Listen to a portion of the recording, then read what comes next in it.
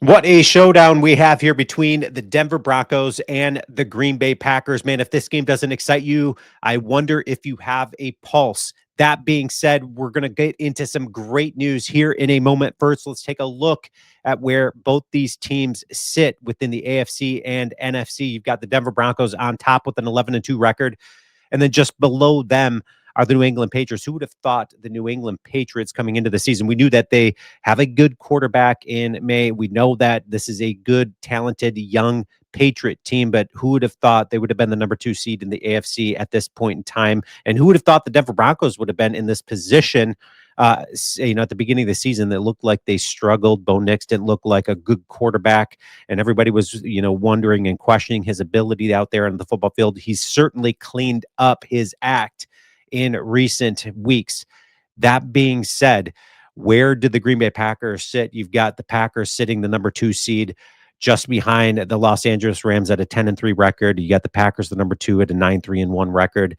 They're looking good. They're looking every bit the park. They have 3 losses on the year, and it's all within a margin of 3 points, which is a total deficit of 9 points the Packers have, which is crazy good. This is a very good Packer team. And yes, they showed some glimpses at times of like doubt of like, man, what can we expect out of this Packer team? They look stale offensively. I know there's a lot of people questioning Matt LaFleur, which by the way, Matt LaFleur heading into the month of December has a 21-4 record, which is the second best winning percentage in the NFL since 2019. That's including his historic 16-game win streak from 2019 to 2023, which labeled him Mr. December.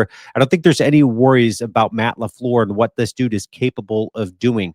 Now, what is the great news the Packers get? Okay, so let's dive into it. Okay, so we know that, speaking of the month of December, and this is the great news the Packers get, we know that this Denver Bronco team, their strength is defense. Defensively, this is a very potent team, a team that you have to take serious. This is a team that was propelled by their defense last year. They're propelled by their defense this year. It's a very dangerous defense. However, there's a big however there. Last year, there was aggression. There was a regression in the month of December defensively.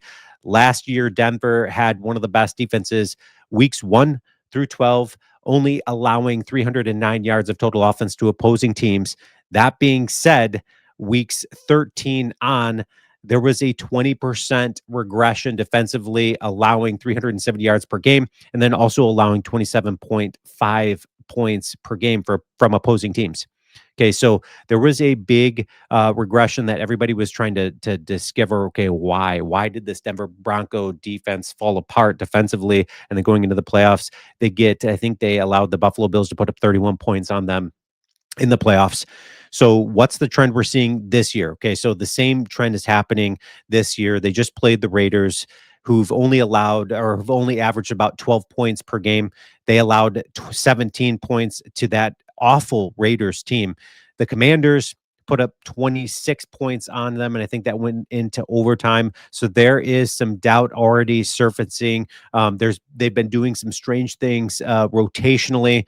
There's an article out there that addresses that very thing, cracks appearing in the Broncos defense at the wrong time. Is this reason to push the panic button and to worry? Is this going to be the same trend we saw out of this Denver Bronco team last year in the month of December as they prep and prepare for the playoffs?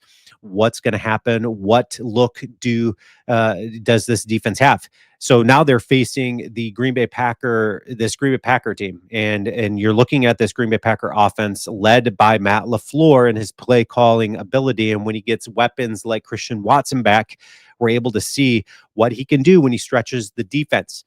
We especially when you lose a guy like Tucker Kraft, which is a massive blow to this offense, but you get guys like Christian Watson back, you get guys like Jaden Reed back, and now we're going to be getting back Savion Williams this week, who's another speedster that you have to account for defensively because you don't know if Matt LaFleur is going to run him in a jet motion. You don't know what he's going to do. You can even pass it to him deep down the field. But they've got so many weapons offensively that it's going to be very tough for any defense to account for all of the weapons they've got. Let's not forget guys like Dontavian Wicks, who's been problematic for defenses just a couple of weeks ago. What about Romeo Dobbs?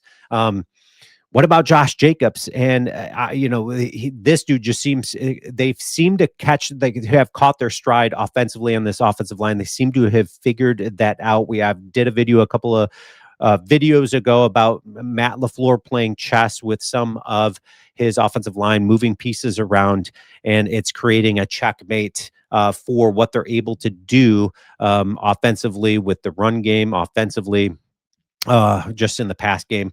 I'm super pumped up. I want you guys to leave your comments. How worried are you heading into this game, heading into Mile High when you've got the air is different? Um, this is a good fandom. They've got very good following there, so it's going to get loud and rowdy. But how worried are you? We know Packer fans travel well heading into this game. Leave your comments. Let me know your thoughts. I'm not worried. I am now. Don't get me wrong. I do think this is going to be an incredibly close game, and I think it's a game that the Packers could potentially lose. But that being said, I don't think they're going to, because I think the Packers are playing their best football right now, and they've got their foot on the accelerator. You don't want to take your foot off of the throat of the opponent. You got to keep squeezing. And I think the Green Bay Packers, Matt LaFleur, Jeff Hafley, I think they're up for the task of this Denver Bronco team, who is number one in the AFC. I'm super pumped up and excited. I hope you guys are as well. Leave your comments. And as always, go Pack Go.